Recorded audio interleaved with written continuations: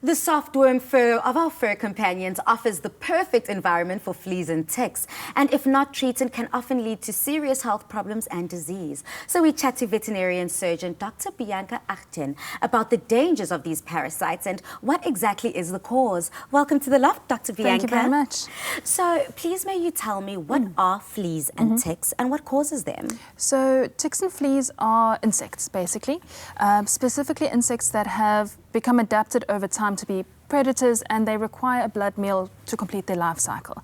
So that's why we'll find them on our cats and dogs. They are actively trying to find a host animal somewhere in order to complete their life cycle, basically.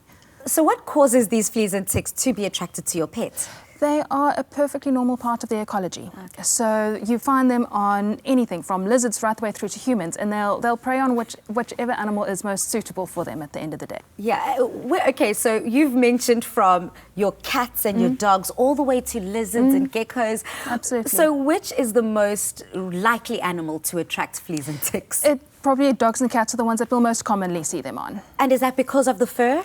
Well, yes, sometimes they do. The fur obviously offers some protection to the ticks and the fleas, but every tick and flea species has a particular animal that they've become adapted to preying on.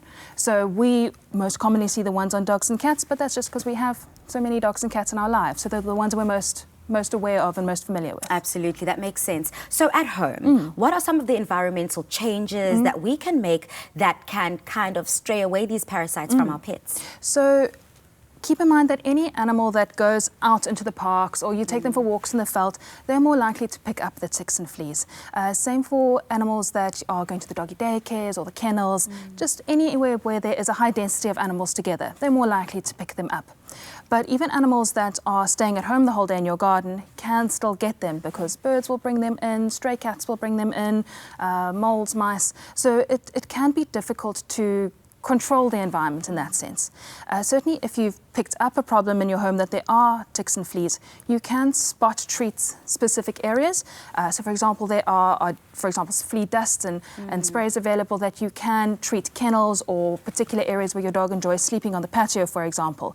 But the best way to treat for them is to treat your pet. Okay. Just even if you're not seeing them, just rather preemptively treat them for it. So Dr. Bianca, from the most mundane, ordinary kind of diseases to the worst case scenario, what are some of the dangers of your pet having fleas? So with fleas specifically, best case scenario is just a bit of itching and scratching.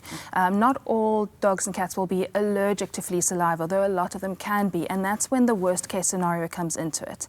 So dogs will obviously develop a rash on their skin. It tends to start at the tail base and then spread up. They'll lose their hair.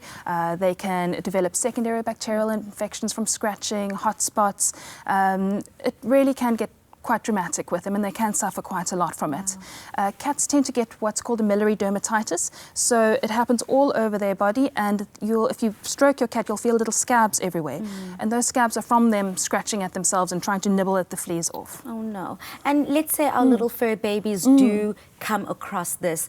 What do we do then? What's the best way to treat it, and are there any preventative measures that we can also take? So treating and prevention ultimately ends up being the same thing at the end of the day, which is to use an appropriate tick or flea remedy on your pet.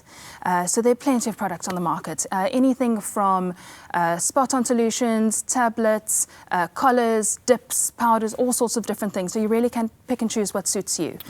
So with regards to that, obviously if you see ticks and fleas on them, they're scratching a bit, rather just treat them.